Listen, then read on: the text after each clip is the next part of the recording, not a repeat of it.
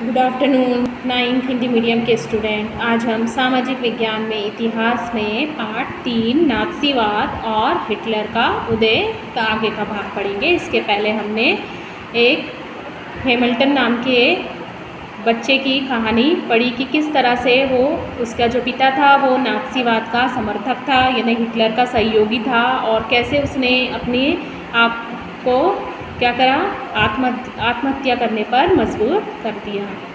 अब हिटलर ही वही शासक था जिसके तानाशाह की वजह से, जिसकी क्रूरता की वजह से जर्मन को आज भी याद किया जाता है, जर्मनी को आज भी याद किया जाता है उसकी क्रूरता को लेकर। उसके बाद हमने वाइमर साम्राज्य के बारे में पढ़ा कि जो वाइमर साम्राज्य गणराज्य की जो स्थापना हुई थी उसमें किस प्रकार से राइनलैंड पर भी 20 के दशक में ज़्यादातर मित्र राष्ट्रों का ही कब्जा रहा, और बहुत सारे जर्मनों ने न केवल इस हार के लिए बल्कि वासारी में हुए इस अपमान के लिए वाइमर को जिम्मेदार ठहराया।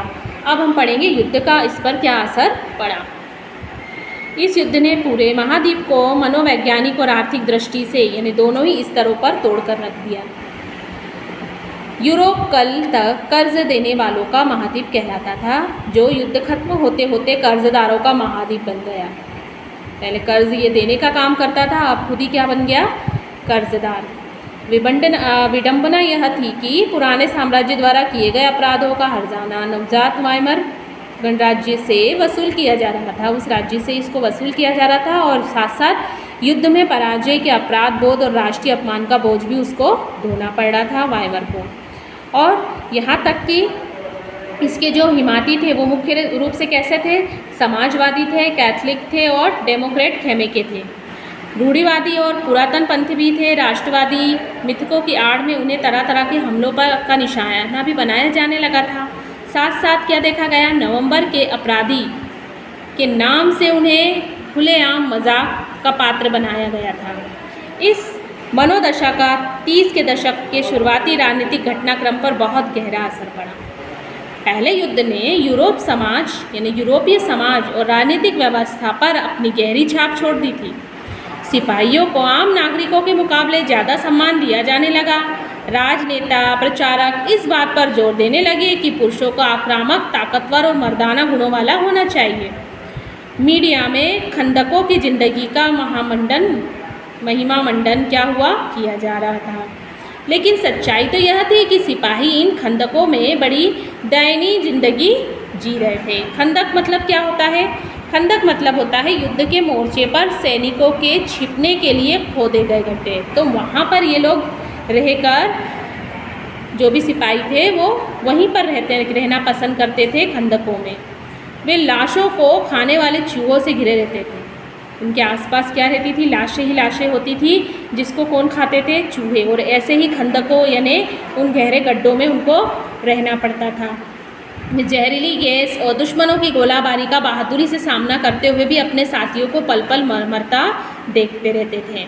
सार्वजनिक जीवन में आक्रामक फौजी प्रचार और राष्ट्रीय सम्मान व प्रतिष्ठा की चाह के सामने बाकी सारी चीज़ें गौण हो गई थी, बिल्कुल हट गई थी। जबकि हाल ही में सत्ता में आए रूढ़िवादी तानाशाहों को व्यापक सज्जन समर्थन मिलने लगा।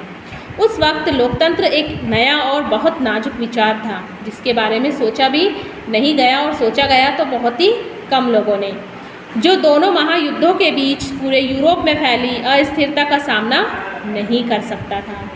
अब देखेंगे हम राजनीतिक रेडिकलवाद यानी आमूल परिवर्तनवाद, जिसको आर्थिक संकट भी कहा जा सकता है। जिस समय वाइमर गणराज्य की स्थापना हुई उस समय रूस में हुई बोल्शेविक क्रांति की तर्ज पर जर्मनी ने भी स्पॉट किट्स लीग अपने क्रांतिकारी विद्रोह की योजनाओं को अंजाम देने लगे। बहुत सारे शहरों में मजदूरों और नाविकों की सोवियतें बनाई गई। बर्लिन में राजनीतिक माहौल में सोवियत किस्म की शासन व्यवस्था की हिमायत के नारे गूंज रहे थे। इसलिए समाजवादियों, डेमोक्रेट्स और कैथलिक गुटों ने वाइमर में इकट्ठा होकर इस प्रकार की शासन व्यवस्था के विरोध में एक लोकतांत्रिक गणराज्य की स्थापना का फैसला ले लिया। आखिरकार वाइमर ने पुराने सैनिकों के फ्री कोर नामक संगठन की मदद से इस विद्रोह को कुचल दिया। इस पूरे घटनाक्रम के बाद स्पॉटकिस्टों ने जर्मनी में कम्युनिस्ट पार्टी की नींव डाली। इसके बाद साम्यवाद और समाजवादी एक दूसरे के कट्टर दुश्मन हो गए और हिटलर के खिलाफ कभी भी साझा मोर्चा नहीं खोला गया, क्योंकि ये समाजवादी पार्टी और साम्यवादी जो कम्युनिस्ट इसको कहा जाता है वो दोनों एक दूसरे के ही दुश्मन हो गए। अब उधर क्या हुआ, क्रांतिकारी और उग्र राष्ट्रवादी दोनों ही खेमे रेडिकल समाधानों के लिए आवाज़ उठाने लगे। राजनीतिक रेडिकलवादी विचारों को 1923 के आर्थिक संकट से और बल मिल गया और जर्मनी ने पहला विश्व युद्ध मोटे तौर पर कर्ज लेना पड़ा उसको उस युद्ध को लड़ने के लिए। इसके बाद क्या हुआ, उसे स्वर्ण मुद्रा में हर्जाना भी भरना पड़ा। इस दोहरे बोझ से जर्मनी के स्वर्ण भंडार लगभग समाप्त होने लगे और पूरी तरह से समाप्त भी हो गए। आखिरकार 1923 में जर्मनी ने कर्ज और हर्जाना चुकाने से इनकार ही कर दिया। इसके जवाब में फ्रांसीसियों ने जर्मनी के मुख्य औद्योगिक इलाके रूर पर कब्जा कर लिया।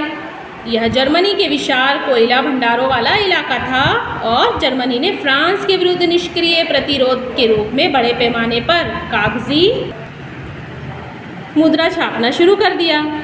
जर्मन सरकार ने इतने बड़े पैमाने पर मुद्रा छाप दी कि मुद्रा मार्क का मूल्य तेजी से गिरने लगा और अप्रैल में उसका एक अमेरिकी डॉलर की कीमत कितनी हो गई, 24,000 मार्क के बराबर रह गई।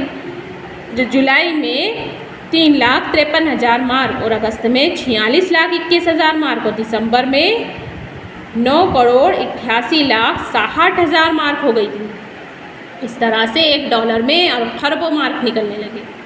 जैसे जैसे मार्क की कीमत गिरती जाती और ज़रूरी क्या हो जाता, चीज़ें आसमान छूने लगती। जैसे रेखा चित्र में जर्मन नागरिकों को पाव रोटी के लिए लाइन लगाने के लिए बताया गया है और बैलगाड़ी में नोट भरकर ले जाते हुए बताया गया है। लोग रात से ही पाव रोटी के लिए लाइन लगाकर क्या करते थे, पाव रोटी खरीदते थे और नोट किस में भरकर ले जाते थे, बैलगाड़ी में। जर्मन समाज दुनिया भर में हमदर्दी का पात्र बनकर रह गया है और इस संकट को बाद में अति मुद्रास्फीति का नाम भी दे दिया गया। मतलब मुद्रा की कीमतें बिल्कुल नीचे चली गई, कीमतें बेहिसाब बढ़ जाती और स्थिति को अति मुद्रास्फीति का नाम दिया जाता। जर्मनी को इस संकट से निकालने के लिए अमेरिका सरकार ने हस्तक्षेप शुरू किया। इसके लिए अमेरिका ने डाउस योजना बनाई और इस योजना में जर्मनी के आर्थिक संकट को दूर करने के लिए हर्जाने की शर्तों को दोबारा क्या किया गया, तय किया गया। अब तय किया गया, उसके बाद क्या हुआ, यहाँ पर देखो चित्र में दिखाया गया है, जो पेज नंबर 53-53 पर दिया है। वेतन भुगतान के लिए बर्लिन में टोकरी और ठेलों में क्या रखे गए हैं, कागज़ के नोट। 1923 का चित्र है ये। और जर्मन मार्क की कीमत इतनी कम रह गई कि मामूली भुगतान के लिए भी बहुत सारे नोटों की ज़रूरत पड़ती थी। एक पाव रोटी के लिए ठेला भर नोट लगते थे। तो इस तरह से मार्क के कम होने पर नोटों की कीमत बढ़ गई और कीमतें आसमान छूने लगी और इस तरह से जर्मन क्या हो गया, संकट में आ गया और मंदी का साल उसका शुरू हो गया। अब जो मंदी वाला साल है वो हम आगे की वीडियो में पढ़ेंगे।